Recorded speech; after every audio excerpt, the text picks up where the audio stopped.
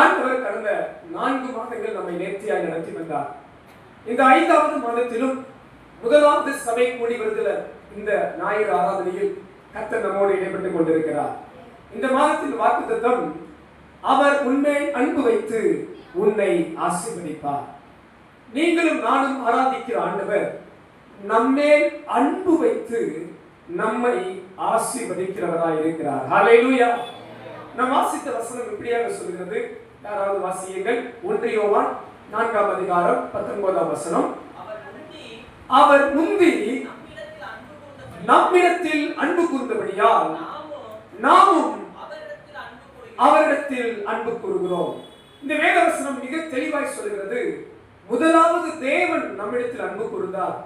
நாம் பாவிகளாய் இருக்கும் போதே கிறிஸ்து நமக்காக மரித்து இரத்தம் சிந்தினார். உலக தோற்றத்துக்கு முன்னே கர்த்தர் நம்மை தெரிந்து கொண்டார். தேவன் அன்பாகவே இருக்கிறபடியால் அவர் நம்மை அதிகமாய் நேசிக்கிறார். அப்படி தேவன் நம்மை நேசிக்கிறபடியால் நாமும் அவரிடத்தில் அன்பு கூற வேண்டும் என்று வேதம் சொல்லுகிறது. அன்பானவர்களே, உலக மனிதர்களை சற்று கவனித்து பாருங்கள். அநேகருக்கு வாங்குறது ரொம்ப பிடிக்கும். பக்கத்துல இருக்கவங்களை பார்த்து கேளுங்க, உங்களுக்கு வாங்க ரொம்ப பிடிக்குமா, கொடுக்க ரொம்ப பிடிக்குமா? உலக மனிதர்களுக்கு அநேகருக்கு என்ன ரொம்ப பிடிக்கும்? வாங்க ரொம்ப பிடிக்கும். எனக்கு யாராவது தந்தா நல்லா இருக்கும், என்னை யாராவது விசாரிச்சா நல்லா இருக்கும், என்கிட்ட யாராவது வந்து பேசினா நல்லா இருக்கும், எனக்கு யாராவது உதவி செஞ்சா நல்லா இருக்கும். இப்படி உலக மனிதர்கள் நினைப்பாங்க. நீங்க இல்ல, வெளியில இருக்கிறவங்க நினைப்பாங்க, என்னை யாராவது விசாரிக்கட்டும், எனக்கு யாராவது உதவி செய்யட்டும், எனக்கு யாராவது கொடுக்கட்டும், எனக்கு எனக்கு எனக்கு வாழ்கிற கூட்டத்தார் உண்டு. ஆனா நம்ம வாங்குறது மாதிரி கொடுப்போமா? நம்மை பலர் விசாரிக்க வேண்டும் என்று நினைக்கிறோம். நாம் விசாரிக்கிறோமா? பலர் நம்மை நேசிக்க வேண்டும் என்று நினைக்கிறோம். நாம் நேசிக்கிறோமா என்று கேள்வி கேட்டா பதில் வராது. ஆனா அந்த வசனம் சொல்கிறது, முந்தி தேவன் உங்களிடத்தில் அன்பு கூர்ந்தார், நீங்களும் அவரிடத்தில் அன்பு கூற வேண்டும். எத்தனை பேர் ஆமென் சொல்லுங்க? அல்லேலூயா. ஆண்டவர் நமக்கு நிறைய செய்யணும்னு நினைக்கிறோம், நல்லது, தவறல்ல. பதிலுக்கு நீங்க ஆண்டவருக்கு என்ன செஞ்சீங்க கேட்டா நம்ம என்ன பதில் சொல்லுவோம்? ஆண்டவர் நம்ம ரொம்ப நேசிக்கிறார், ஸ்தோத்திரம். பதிலுக்கு நாம் அவரை நேசிக்கிறோமா? வேதம் நமக்கு கொடுத்திருக்கிற பிரதான கட்டளை என்ன?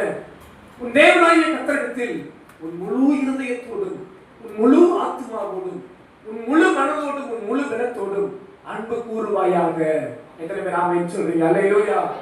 எத்தனை பேர் உங்க மனதில் உள்ளத்தில் ஆழத்திலிருந்து சொல்ல முடியும், என் தேவனை நான் ரொம்ப நேசிக்கிறேன், என் ஆண்டவரிடத்தில் நான் அன்பு கூறுகிறேன்னு சொல்றவங்க அல்லேலூயா சொல்லலாமா? அல்லேலூயா. இந்த கால நேரத்திலே தேவனிடத்தில் அன்பு கூறுகிறவர்களுக்கு தேவன் கொடுக்கிற ஆசீர்வாதம் என்ன? நீங்கள் உண்மையாகவே தேவன் உங்களை நேசிப்பது போல நீங்களும் அவரை நேசிப்பீர்கள் என்றால் பின்வருகிற ஆசீர்வாதங்கள் உங்களுக்கானது. பின்வருகிற சொல்லுகிற வசனத்தின் ஆசீர்வாதம் உங்களுக்கு ஆமென்றும் ஆமென் என்றும் இருக்கும். எத்தனை பேர் ஆமென் என்று சொல்ல முடியும்? பின்வரும் சொல்லுகிற இந்த ஆசீர்வாதங்களை கர்த்தர் உங்கள் வாழ்வில் அப்படியே வைக்கப்படுவாராக. தேவனிடத்தில் அன்பு கூறுகிறவர்களுக்கு கிடைக்கிற ஆசீர்வாதங்கள். முதலாவது ஒரு காரியம், யோவான் எழுதின சுவிசேஷம் 14ஆம் அதிகாரம் 23ஆம் வசனத்தை வாசிப்போம்.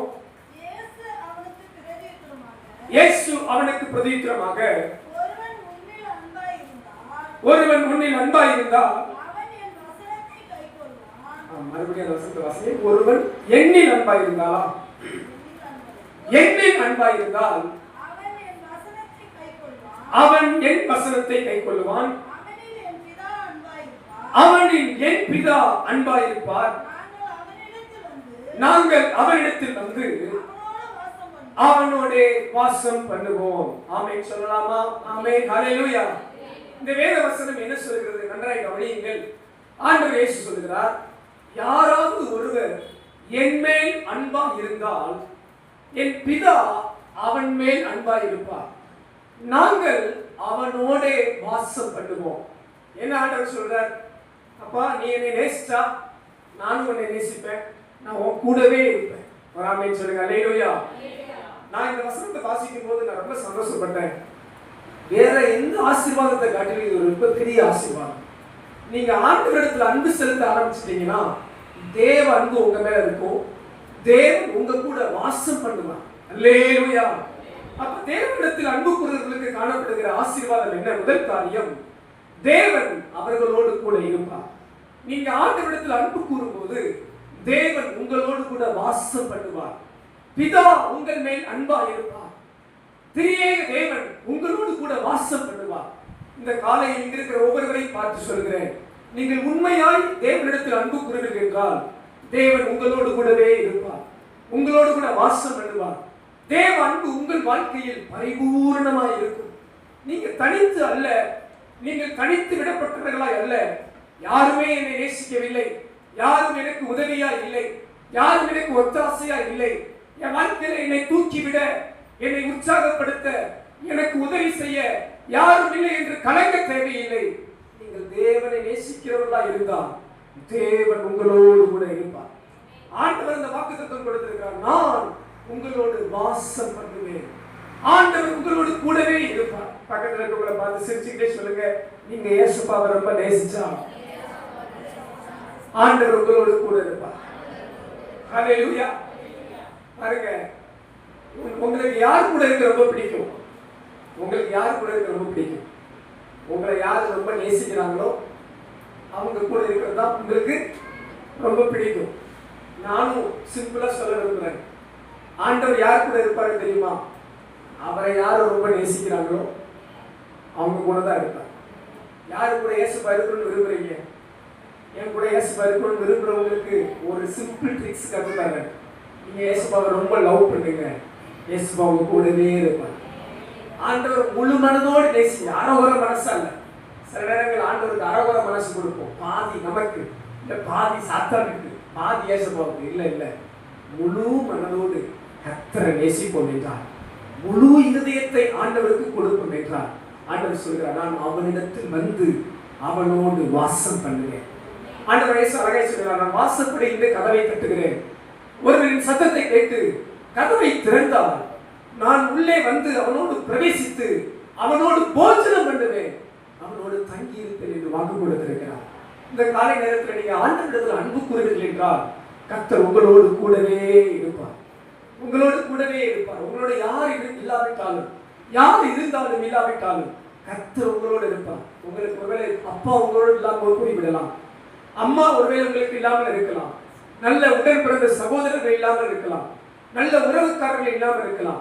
சில நேரம் நம்ம நினைப்போம், அதாவது நம்ம தூக்கி விடுறதுக்கு நல்ல பணக்காரங்க நல்லா இருக்குமே நம்ம நினைப்போம். இந்த உலக பிரகாரமாக யாருமே உங்களுக்கு உதவுகிற மனிதர்கள் இல்லாமல் போகலாம். ஆனால் நீங்கள் உண்மை மனதோடு தேவனை நேசிக்கிறவர்களா இருந்தால், நான் அல்ல, ஆண்டவர் இயேசுவே சொல்லியிருக்கிறார், நான் உன்னோடு கூட வந்து வாசம் பண்ணுவேன். ஹல்லேலூயா. ஆண்டவர் இயேசுவின் வாழ்வை சிந்தித்து பாருங்கள். ஆண்டவர் இயேசு சிலுவையிலே அடிக்கப்பட போகும்போது இயேசுவை எல்லாரும் விட்டு விட்டார்கள். 3 வருஷம் கூட இருந்து நன்றாக சாப்பிட்டவர்கள், அற்புதத்தை பார்த்தவர்கள், அடையாளங்களை பார்த்தவர்கள் எல்லாரும் இயேசுவை தனித்து விட்டார்கள். ஆனால் ஆண்டவருக்கு இருந்த மகிழ்ச்சி என்ன தெரியுமா? நான் தனித்து இருப்பதில்லை, என் பிதா என்னோடு கூட இருக்கிறார். அன்பானவர்களே, உங்களை யாராவது தனித்து விட்டால் கலங்காதீங்க. சில தனிமையின் அனுபவம் வந்தா சோர்ந்து போகாதீங்க. ஒருவேளை உங்க வாழ்க்கையில கைவிடப்படுகிற அனுபவம் வந்தா கலங்காதீங்க. கர்த்தர் உங்களை கைவிட மாட்டார். நீங்க ஆண்டவரை முழு நிச்சயமாய் நேசித்து உண்மை மனதோடு தேவனை நேசிக்க ஆரம்பித்து விடுவீர்கள் என்றால் கர்த்தர் உங்களோடு கூடவே வாசம் பண்ணுவேன் என்று வாக்கு கொடுத்திருக்கிறார். நான் தாழ்மையா சொல்லுவேன், உலகத்தின் முடிவு பரியந்தம் நம்மோடு கூட இருக்கக்கூடிய ஒரே ஆண்டவர் நம் ஆண்டவர் மட்டுமே. அவர் நம்மோடு கூட வந்து வாசம் பண்ணும்போது நம்மை கர்த்தர் எல்லா விதங்களிலும் நேர்த்தியாய், அதிசயமாய், ஆச்சரியமாய் நடத்த வல்லவராய் இருக்கிறார். விசுவாசிக்கிறவங்க கரங்களை தட்டி ஆண்டவரை மகிமைப்படுத்தலாமா? ஸ்தோத்திரம், ஸ்தோத்திரம், ஸ்தோத்திரம், ஸ்தோத்திரம். ஹல்லேலூயா. தேவனிடத்தில் அன்பு கூறுகிறவர்களுக்கு தேவன் கொடுக்கிற ஆசீர்வாதம். இரண்டாவது ஒரு காரியம் எடுத்து வாசிங்க. யாத்திராகமம் 20ஆம் அதிகாரம் 6ஆம் வசனம்.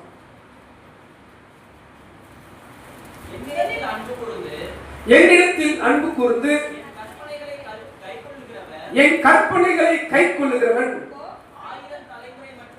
1000 தலைமுறை மட்டும் இரக்கம் செய்கிறவராய் இருக்கிறேன்.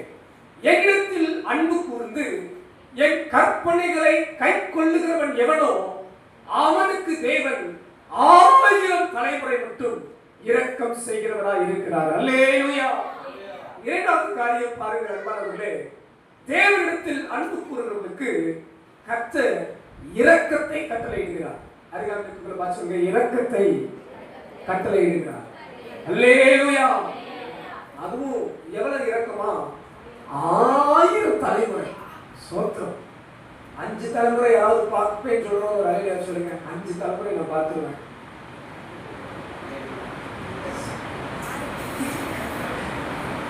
விசுவாசத்துக்குரிய உங்களுக்கு ஒரு தலைமுறைக்கு எவ்வளவு இயர் சொல்றாங்க தெரியுமா? யாருக்காவது ஐடியா? ஒரு தலைமுறைக்கு எத்தனை வருஷம்? 70 வருஷமா? அப்ப 5 7 350 வருஷமா? சோத்திரம். ஆண்டவர் கொடுக்கிற ஆசீர்வாதத்தை பாருங்க. யார் உண்மையாக தேவனிடத்தில் அன்பு கொடுக்கிறார்களோ அவர்களுக்கு 1000 தலைமுறைக்கு கர்த்தர் இரக்கம் செய்கிறார். இந்த வசனம் இதே போன்ற வசனங்கள் பல இடத்துல ஆண்டவர் சொல்லியிருக்கிறார். இந்த வசனத்தின் அர்த்தம் சத்தியம், உண்மையானது. நீங்க உண்மையா தேவனை நேசிக்க ஆரம்பிச்சா கர்த்தருடைய இரக்கம் உங்களுக்கு இருக்கும். அன்பார்ந்த வேதம் சொல்கிறது, அவருடைய இரக்கங்களுக்கு முடிவில்லை, அவருடைய இரக்கங்களுக்கு அளவே இல்லை. இந்த காரியங்களை உங்க வாழ்க்கையில உற்சாகப்படுத்த விரும்புகிறேன். நீங்க தேவனை நேசிக்க ஆரம்பிச்சிட்டீங்கன்னா உங்க மேல கர்த்தருடைய இரக்கம் காணப்படும். வசனம் சொல்கிறது, நான் எவன் மேல் இரக்கமாய் இருக்க சித்தமாய் இருப்பேனோ அவன் மேல் இரக்கமாய் இருப்பேன். உங்க வாழ்க்கையில தேவ இரக்கம் வேணும்னா நீங்க ஆண்டவரை ரொம்ப நேசிக்கணும். நான் சிலருடைய வாழ்க்கையை பார்ப்பேன். பல இடங்கள் நான் ஊழியத்துக்கு போனதுனால பல அனுபவங்கள் ஆண்டவர் கிருபையா எனக்கு தந்திருக்கிறார். சில வாழ்க்கையில தேவ இரக்கமே இருக்க, தேவனுடைய இரக்கமே இருக்க. சிலருக்கு பாருங்க ஆண்டவருடைய இரக்கம் தாராளமா இருக்கும். அவங்க போற இடத்துல எல்லாம் கர்த்தருடைய இரக்கங்கள் அவங்க மேல கிருபையா இருக்கும். நான் தாழ்மையா சொல்லுவேன், உங்க வாழ்க்கையில தேவ இரக்கம், தேவ தயவு ரொம்ப அவசியம். அந்த கர்த்தர் யாருக்கு கொடுக்கிறார் தெரியுமா? என்னிடத்தில் அன்பு கூறுகிறவர்களுக்கு. என்னிடத்தில் அன்பு கூர்ந்து என் கற்பனைகளை கை கொள்ளுகிறவன் எவனோ அவனுக்கு 1000 தலைமுறை மட்டும் நான் இரக்கம் செய்கிறவனாய் இருப்பேன். ஹல்லேலூயா. நீங்க உண்மையா கர்த்தரிடத்தில் அன்பு கூர்ந்தா ஆண்டவருடைய இரக்கங்கள் உங்க வாழ்க்கையில பெரிய இருக்கும். ஆண்டவருடைய தயவுகள் உங்க வாழ்க்கையில நிறைவா இருக்கும். ஆண்டவருடைய இரக்கங்கள் உங்களுக்கு உங்க படிப்புல இருக்கும், உங்க வேலை ஸ்தலத்துல இருக்கும், உங்க தொழில இருக்கும், உங்க குடும்பத்துல இருக்கும், உங்க வருமானத்துல இருக்கும். இப்படி எல்லா விதங்களிலும் கர்த்தருடைய இரக்கங்கள் உங்களை அதிசயமா நடத்துகிறதை நீங்கள் பார்க்க முடியும். எத்தனை பேர் ஆமென் சொல்றீங்க? ஹல்லேலூயா. எத்தனை பேர் தேவ இரக்கம் வேணும்னு எதிர்பார்க்கிறீங்க? என் வாழ்க்கையில ஆண்டவருடைய தயவு இரக்கமும் வேணும்.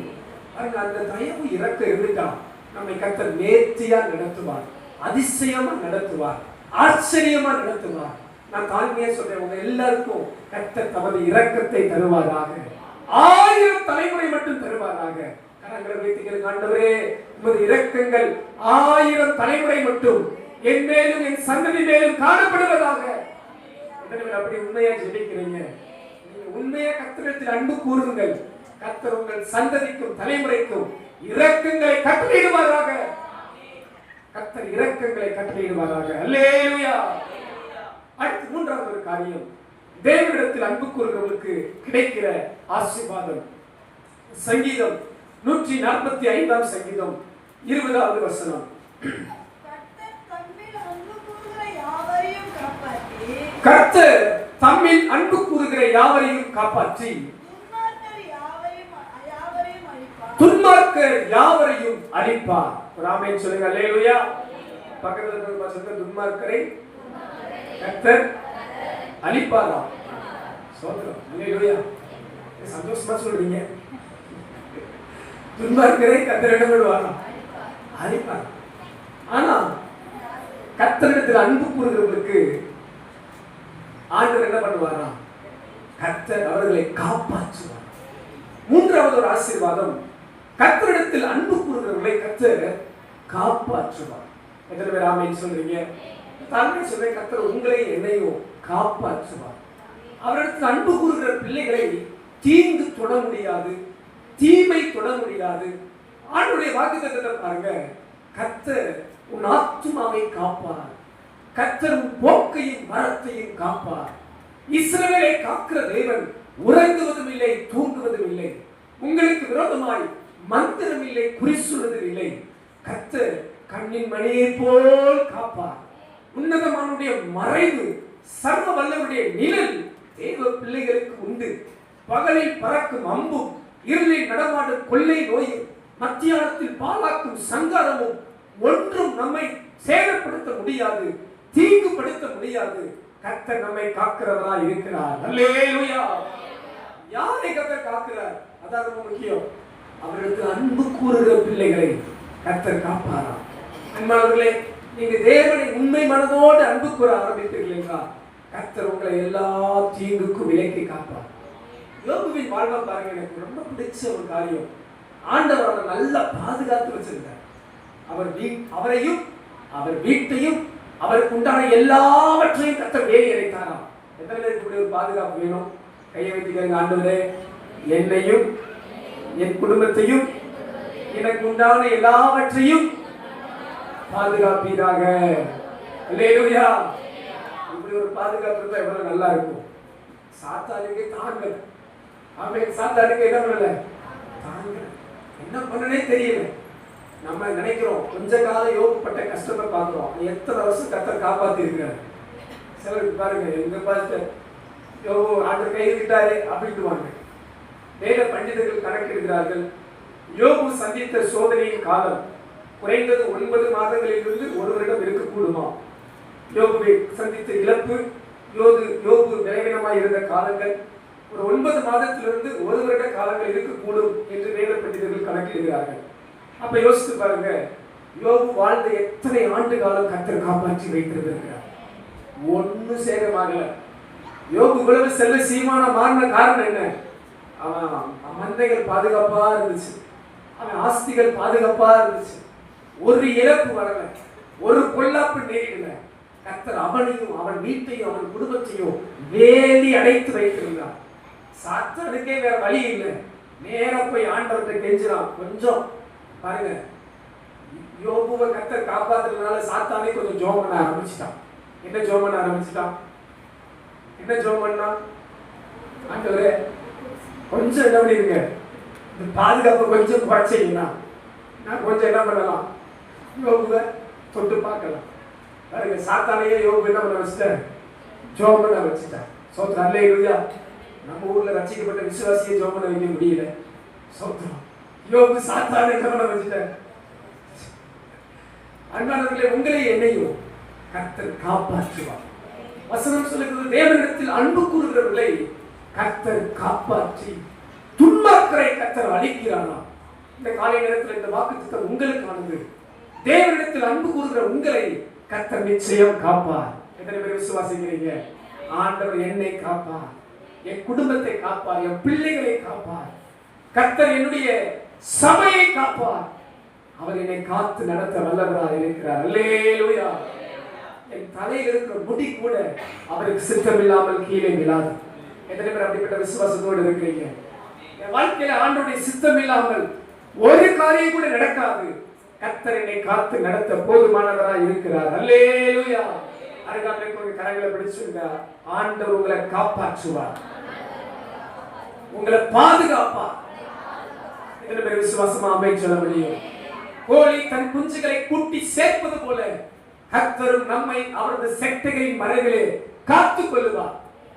பகலிலே வெயிலாயிலும் இரவிலே நிலவாயிலும் நம்மை சேதப்படுத்தாது. அல்லேலூயா. வெயில் கூடுதே பாஸ்டர், கர்த்தர் நமக்கு மேகஸ்தலமா இருப்பாராக. இஸ்ரவேல் ஜனங்களை பாருங்க, என்ன பாக்கியம். கஷ்டத்திலும் ஒரு ஆசீர்வாதம் பாருங்க. வனாந்தரத்துல போகும்போது பகல்ல ஆண்டவர் உங்களுக்கு எப்படி இருந்தார்? மேகஸ்தம்பமா இருந்தார். இரவில் ஆண்டவர் உங்களுக்கு எப்படி இருந்தார்? அக்கினி ஸ்தம்பமா இருந்தார். அல்லேலூயா. என்ன ஒரு கிருபை. ஆண்டவருக்கு அன்பு கூர்ந்தா கர்த்தர் நம்மை காப்பாற்றுவார். பாருங்க, வனாந்தரத்துல நடக்கிறாங்க. வசனம் சொல்றாங்க, அவங்க கால்கள் வீங்கலையும், அவங்க பாதரட்ச பழமையாகலையும். என்ன பாக்கியம். சோத்திரம். அந்த கிருபையை கர்த்தர் நமக்கு தருவாராக. அவரிடத்தில் அன்பு கூறுகிறவர்களை கர்த்தர் காப்பாற்றுகிறார். இந்த வார்த்தையை கேட்கிற அன்பான தேவ ஜனமே, நீங்க சிறு பிள்ளைகளா இருந்தாலும் பெரியவர்களா இருந்தாலும் உண்மை மனதோடு கர்த்தரிடத்தில் அன்பு கூறுங்கள்.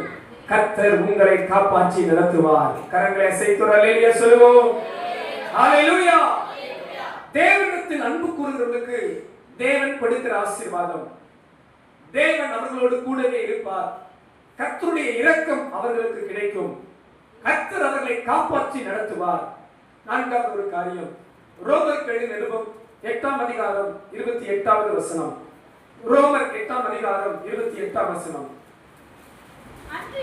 அன்றியும் அவருடைய தீர்மானத்தின்படி அழைக்கப்பட்டவர்களாய் தேவனிடத்தில் அன்பு கூறுகிறவர்களுக்கு சகலமும் நன்மைக்கு ஏதுவாக நடக்கிறது என்று அறிந்திருக்கிறோம். ஆமென் சொல்லுங்க. அல்லேலூயா. அன்பானவர்களே, தேவனிடத்தில் அன்பு கூறுகிறவர்களுக்கு தேவன் கொடுக்கிற ஆசீர்வாதம் என்ன? கர்த்தர் சகலத்தையும் நன்மைக்கு ஏதுவாகவே நிறைவேற்றுவார். கரமேறி சொல்லுங்க, சகலமும் எனக்கு நன்மைக்கு, நடப்பதெல்லாம் நன்மைக்கு. நீங்க ஆண்டவரை ரொம்ப நேசிச்சீங்கன்னா நான் உங்களை தாழ்மையா உற்சாகமா சொல்றேன், உங்க வாழ்க்கையில நடந்ததும் நன்மைக்கு, இப்ப நடக்கிறது நன்மைக்கு, இனியும் நடப்பதெல்லாம் நன்மைக்கு. அல்லேலூயா. சிலர் நீங்க நினைக்கலாம், பாஸ்டர் ஒண்ணுமே நன்மையே இல்ல பாஸ்டர், நான் பிறந்ததே ஏன். சிலர் சொல்லுவாங்க, ஏன்டா பிறந்தோன்னுவாங்க, எதுக்குடா இந்த பூமியில வாழ்றோன்னு சொல்லுவாங்க, நன்மையே இல்லை என்று புலம்புவார்கள். அப்படிப்பட்ட வாழ்வா நீங்க நினைச்சிருந்தா கூட உங்களை பார்த்து உற்சாகமா சொல்றேன், உங்க வாழ்க்கையில நீங்கள் பிறந்தது, நீங்கள் வாழ்ந்தது, நீங்கள் கடந்து வந்த சோதனை, துன்பம், கஷ்டம் எல்லாம் கர்த்தர் நன்மைக்கு ஏதுவாய் திருப்புவார். நீங்கள் தேவனிடத்தில் அன்பு கூறுகிறவர்களாய் இருந்தால் சகலமும் நன்மைக்கு ஏதுவாகவே மாற்றுவார். அல்லேலூயா. பாருங்க, யோசேப்பு வாழ்க்கையை கொஞ்சம் சிந்திச்சு பாருங்க. அவன்கிட்ட என்ன நன்மை இருந்துச்சு? கூட பிறந்தவங்களே ரொம்ப பள்ளிக்கு பள்ளி வாங்குறான், பயங்கர வெறுப்பு, கசப்பு. சொந்த சகோதரர்களை என்ன பண்றான்? அடிச்சு அவனை குழியில தூக்கி போடுறான். பாருங்க, பின்னாடி அவங்க சொல்லுவாங்க சகோதரர்கள், அன்னைக்கு யோசேப்பு கெஞ்சினா, கதறினா, அன்னைக்கு நம்ம அவனுக்கு உதவி செய்யல, அந்த தீக்க கர்த்தர் நம்ம மேல திரும்ப பண்ணினார். பாருங்க, மன வருந்துறா. பின்னாடி சகோதரர்லாம் பேசுறாங்க, அன்னைக்கு யோசேப்பு கெஞ்சினானே, பாருங்க யோசேப்பு கெஞ்சிருக்கிறான், அண்ணே விட்டுருங்க, நான் உங்களை ஒன்றும் சொல்ல மாட்டேன், உங்களுக்கு நான் ஒன்றும் செய்ய மாட்டேன், என்னை ஒன்றும் பண்ணாதீங்க கெஞ்சி இருக்கிறான். ஆனா இவங்க யாரும் விடல, ரூபன் விடல, யூதா விடல, சிமியோன் விடல, நப்தலி விடல. மற்ற சகோதரர்கள் வாங்கி எடுத்து அவங்க குழியில போட்டு அடுத்து பாருங்க கொலை செய்யலாம் பிளான் பண்றாங்க. அடுத்து பார்த்தா அவங்க வித்து போறாங்க, காசுக்கு வித்துடுறான். சோத்திரம், காசுக்கு உங்களை யாராவது வித்துருக்காங்களா? விற்கல. ஆனா யோசேப்பை வித்து போட்டுட்டான். விற்கிற இடம் எப்படிப்பட்ட இடம்? அடிமையா விற்கிறான். நம்ம ஒரு நாள் யாராவது ஒரு நாள் நம்மளை போய் யாருக்காவது விட்டு இன்னைக்கு கூட இவர் சொல்றத கேட்கணும் நம்மளை விட்டா அடுத்த செகண்ட் திரும்பி ஓடி வந்துடுவோம். ஒரு நாள் என்னை அவர் விடுங்க பசங்க யாராவது இருக்கிறீங்களா, உங்க யாராவது ஒரு ஆள் கூட்டிட்டு போய் யாருக்கையாவது ஒருத்தர் விட்டு இவர் சொல்றதெல்லாம் நீங்க செய்ய 24 மணி நேரம் செய்யுங்க அப்படின்னு யாராவது சொல்ல முடியுமா? சம்பளம் கொடுக்குற இடத்துலயே நம்மளால என்ன பண்ண மாட்டோம், மேனேஜர் சொல்றத கேட்கறது. அவர் என்ன சொல்றது, நான் என்ன கேட்குறது. என் வாழ்க்கை யார் இருப்போம், நான் எனக்கு என்ன பிடிக்குதோ அதை தான் செய்வேன்னு சொல்லுவோம். ஆனா யோசிச்சு பாருங்க, அடிமையா சாப்பாட்டுக்கு மட்டும் அடிமையா ஒரு வீட்டுல இருக்கான். அது மட்டுமா, அவன் மேல ஒரு வீண் பழி. பாருங்க, கேரக்டர் இஷ்யூ. அவனை குறிச்சு அவனுக்கு வந்த பழி என்ன பழி? தவறா நடக்க முயற்சி பண்ணினான். மற்ற ஏதாவது ஒரு சின்ன சின்ன பழி சொல்ல கூட சமாளிக்கலாம், தாங்கலாம். இவன் மேல பாருங்க ஒரு பெரிய பழி. பார்க்கும் போதெல்லாம் இவன் மேல தவறானவன் சொல்லுகிற வீண் பழி. நம்ம மேல ஒரு சின்ன பழி சொன்னா தாங்கிக்க முடியுதா?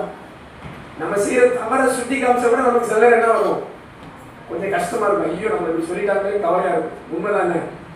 செய்யாத ஒரு பழி சொன்னா எப்படி இருக்கும்? ரொம்ப கோபம் எப்படி சொல்ல போச்சு நிற்போம்.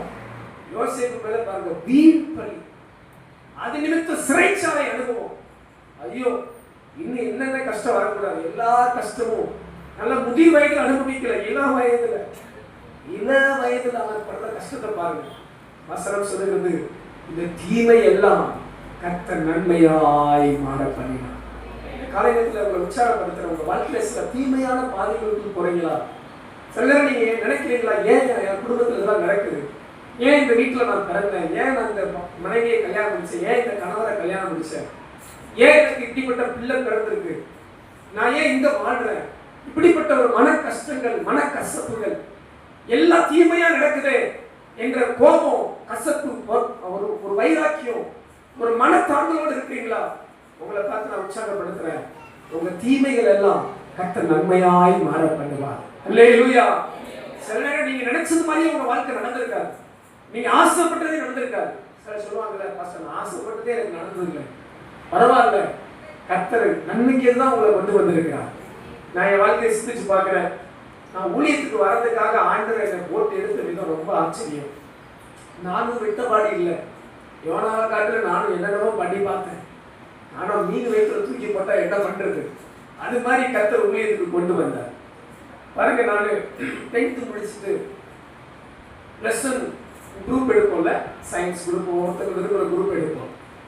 அப்போ நாங்கள் நிறையா நான் நினைச்சேன் கஷ்டப்படக்கூடாது, நல்ல காமர்ஸ் குரூப் மாதிரி எடுத்து படிச்சு அப்படியே அப்படி போயிடுவோம் இப்படி போயிடுவோம், நல்லா மனக்கணக்கு கூட நினைப்பேன். சரி நம்மளாம் படிச்சு நிறைய போய் தான் நல்லா இருந்தாங்க, பல லட்சங்கள் சம்பாதிச்சிருக்கலாமே அப்படின்லாம் திடீர்னு ஒரு எண்ணம் வரும்.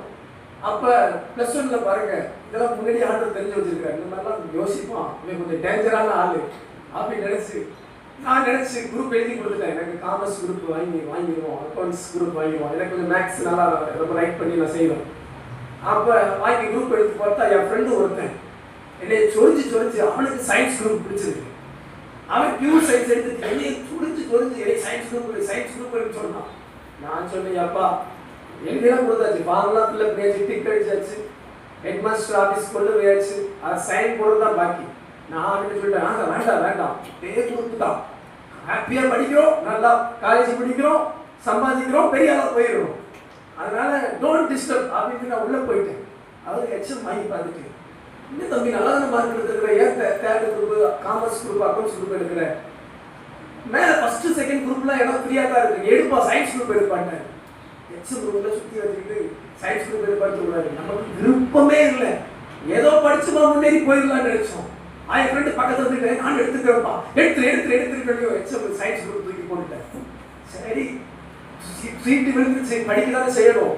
அங்கே போனால் ஃபிசிக்ஸ் கெமிஸ்ட்ரி பாட்னி ஜுவாலஜி, அவனுக்கு கூட என் ஃப்ரெண்டுக்கு கெமிஸ்ட்ரியை பார்த்துட்டு அவன் கொஞ்சம் குழம்பிட்டான். பார்த்தா ஆகா நமக்கும் கெமிஸ்ட்ரிக்கு என்ன ஆகாது, ஒத்து வராது. 2 வாரம் கிளாஸுக்கு வந்தான் +1ல, 3வது வாரம் அவன் கிளாஸுக்கு ஹெட் மாஸ்டர் ஆஃபீஸ் போயிடுச்சு. 1 வாரம் ஸ்ட்ரைக் பண்ணிட்டான். ஹெச்எம் வாசல்ல பேக்கோட உட்காந்துருப்பான் டெய்லியும். நானும் கூட நான் விரும்பி பியூசைன்ஸ் எடுக்கணும்னு சொன்னேன், இப்போ போய் அங்கே உட்காந்துருக்கிற இல்லை, எனக்கு கொடுத்தாலே ஈஸியான குரூப் தரட்டும், நான் பியூர் சயின்ஸ் எழுத மாட்டேன், படிக்க மாட்டேன், என்னை தூக்கி வம்பளை மாட்டி விட்டுட்டு நீ ஹாப்பியா போய் என்ன பண்ற, ஈஸியான குரூப் கேட்டு வாங்கிட்டான்.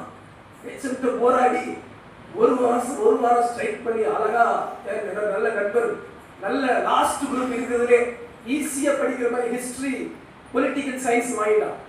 ஆனால் நான் பாவப்பட்ட ஜனம், நான் கடைசி வரைக்கும் எதை தான் படித்தேன், பிசிக்ஸ் கெமிஸ்ட்ரி பியூர் சயின்ஸுக்கு மண்டையை போட்டு உழைச்சிக்கிட்டேன். நான் திரும்பி பார்த்தேன், ஆண்டவரே என்னை கொஞ்சம் ஃப்ரீயாக விட்டுருந்தா நானும் நல்லா படித்து வேற மாதிரி போயிருப்பேன், என்னை தூக்கி அப்படி போட்டீங்க. அப்போ திரும்பி பார்க்கும்போது நான் நினைக்கிறேன், சில நேரங்கள் நம்ம வாழ்க்கையில் நமக்கு நினைச்ச மாதிரி நடக்காம இருக்கலாம், நம்ம விரும்புகிற மாதிரி நிறைவேறாம இருக்கலாம். ஆனால் கர்த்தர் அவைகளையும் நன்மைக்கு ஏதுவாய் திருப்புவார், நன்மைக்கு ஏதுவாய் மாற்றுவார். சில நேரம் உங்க வாழ்க்கையில நீங்க நினைச்சதும் நடக்காத மாதிரி இருக்கும், சில நேரம் உங்க வாழ்க்கையில நீங்க விரும்பினது நிறைவேறாம இருக்கும், நீங்க எதிர்பார்த்தது கிடைக்காம இருக்கும், நீங்க ஆசைப்பட்டது நிறைவேறாம இருக்கும். ஆனா நீங்க உண்மையா கர்த்தரை நேசிங்க, உண்மையா தேவனிடத்தில் அன்பு கூறுங்க, கர்த்தர் உங்க வாழ்வை தீமைக்கானவைகளாய் அல்ல நன்மைக்கு ஏதுவானவைகளாய் கர்த்தர் திருப்புவார். வசனம் சொல்லுகிறபடி அன்றியும் அவருடைய தீர்மானத்தின்படி அழைக்கப்பட்டவர்களாய் தேவனிடத்தில் அன்பு கூறுகிறவர்களுக்கு சகலமும் நன்மைக்கு ஏதுவாய் நிறைவேற்றுவார். அல்லேலூயா. எத்தனை பேர் விசுவாசிக்கிறீங்க? கரமேற்றி சொல்லுங்க, எனக்கு எல்லாம் நன்மைக்கு. அல்லேலூயா. என் வாழ்க்கையில நடந்ததெல்லாம் நன்மைக்கு. எத்தனை பேர் ஆமென் சொல்றீங்க? எனக்கு நான் பிறந்த வீடு, எனக்கு கர்த்தர் நல்ல வீட்டை கொடுத்திருக்கிறார், எனக்கு நல்ல அப்பா அம்மாவை கொடுத்திருக்கிறார். பிள்ளைகள்லாம் கையை வைத்து சொல்லுங்க, எனக்கு நல்ல அப்பா அம்மாவை கொடுத்திருக்கிறார். அல்லேலூயா. கணவன்மார்களை கையை வைத்து சொல்லுங்க, எனக்கு நல்ல மனைவியை கர்த்தர் கொடுத்திருக்கிறார். கல்யாணம் ஆகிறவங்க கையை வைக்கிறாங்க, சோத்திரம். கல்யாணமான மனைவி பாருங்க சொல்லுங்க, எனக்கு நல்ல கணவனை கர்த்தர் கொடுத்திருக்கிறார். அல்லேலூயா. எல்லாம் நன்மைக்கே. எத்தனை பேர் உண்மையா சொல்றீங்க? சோதனைகள் இருந்தாலும் கஷ்டங்கள் இருந்தாலும் கர்த்தர் நன்மைக்கு ஏதுவாய் நமது குடும்பத்தை மாற்றுவார். அல்லேலூயா. அடுத்த காரியம், தேவனிடத்தில் அன்பு கூறுவதற்கு ஆண்டவர் கொடுக்கிற ஆசீர்வாதம் என்ன? உபாகமத்தின் புஸ்தகம் 11ஆம் அதிகாரம் 13 15 வசனங்கள். நீங்கள் உங்கள் தேவனாகிய கர்த்தரிடத்தில் உங்கள் முழு இருதயத்தோடும் உங்கள் முழு ஆத்துமாவோடும் அன்பு கூர்ந்து அவரை சேவிக்கும்படி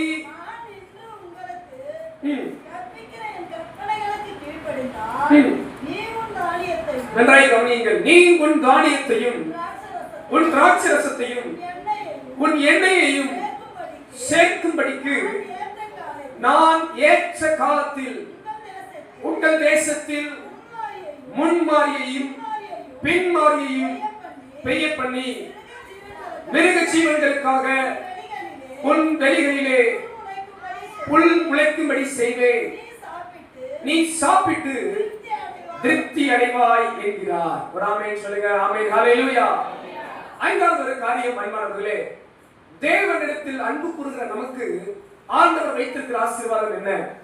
வேதம் சொல்லுகிறது, நீங்கள் கர்த்தரிடத்தில் அன்பு கூர்ந்து அவருடைய கற்பனைகளை கைக்கொள்ளும் போது வசனம் சொல்லுகிறது, நீ உன் தானியத்தையும் உன் திராட்சரசத்தையும் உன் எண்ணெயையும் சேர்க்கும்படி ஏற்ற காலத்தில் முன்மாறி பின்மாறி பெய்யும். அது மட்டுமல்ல, உன் மிருக ஜீவன்களுக்காக புல் முளைக்கும்.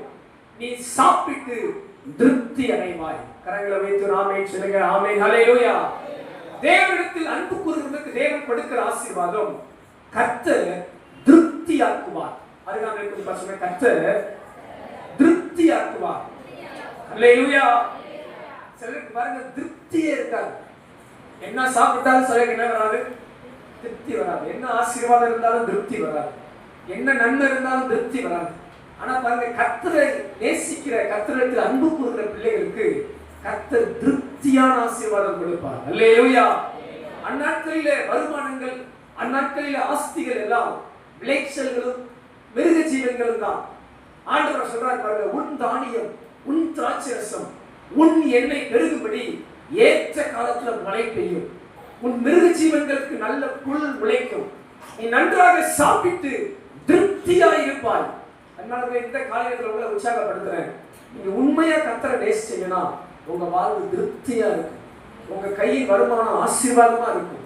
நீங்க நல்லா சம்பூர்ணமா சாப்பிட்டு திருப்தி அடைவீர்கள், சேர்த்து வைப்பீர்கள். அஞ்சப்போ 2 மீன் இருக்கலாம், கர்த்தர் bless பண்ணி அவங்க எல்லாரும் சாப்பிட்டு மீதியாய் 12 கூடை இருந்தது. கரவை ஏற்றி சொல்லுங்க, மீதியான கூடை. மீதியான பாக்கெட் பர்ஸ் இருக்க மாட்டேங்குது, கூடை எங்க போறது அப்படி கேட்கிறீங்களோ? சொல்லுங்க, கையோ ஏற்றி, மீதியான கூடை ஆசீர்வாதம் உண்டாவதாக. அல்லேலூயா. நான் உற்சாகப்படுத்துற அன்பானவர்களே, உங்க வருமானத்துல ஒவ்வொரு மாதமும் கர்த்தர் உங்களுக்கு மீதியை கொடுக்கணும். எனவே நாமே சொல்றீங்க, சும்மா தொட்டிக்கோ தடைச்சுக்கோ வாழக்கூடாது.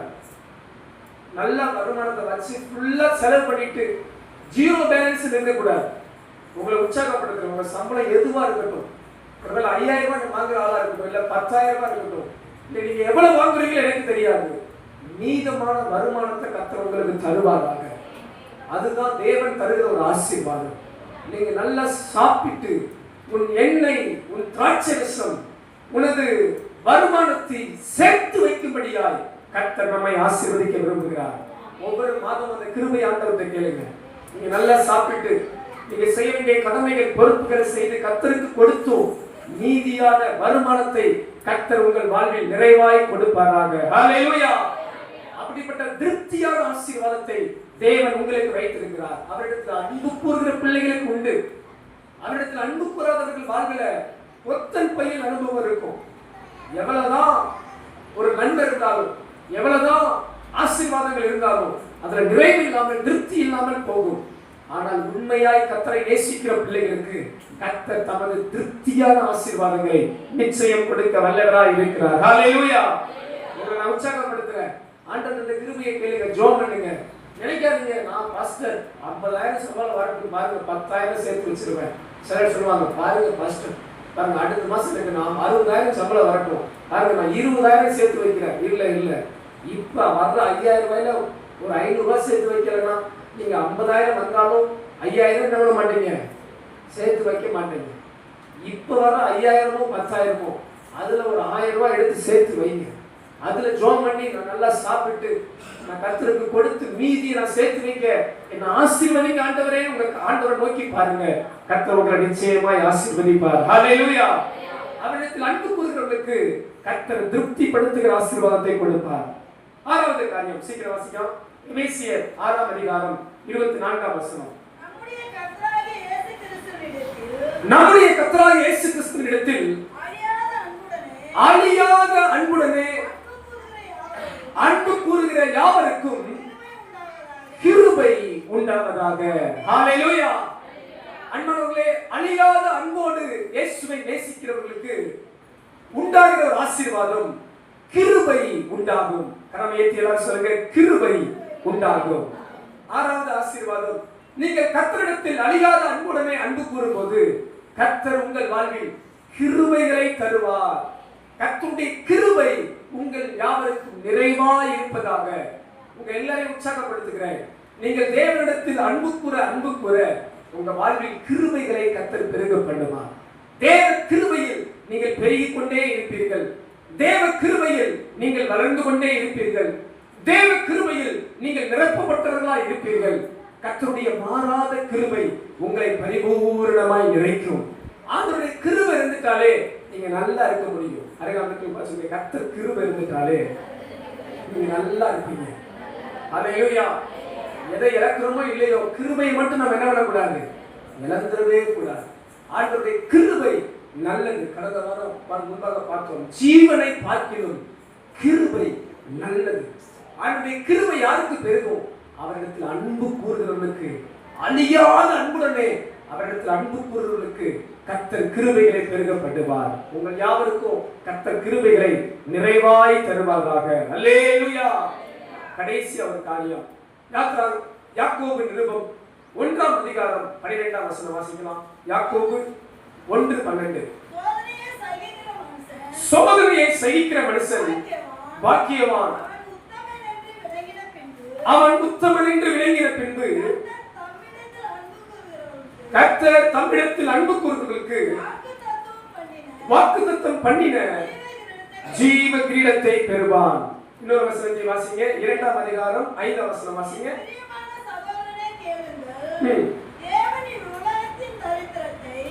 தரித்திரரை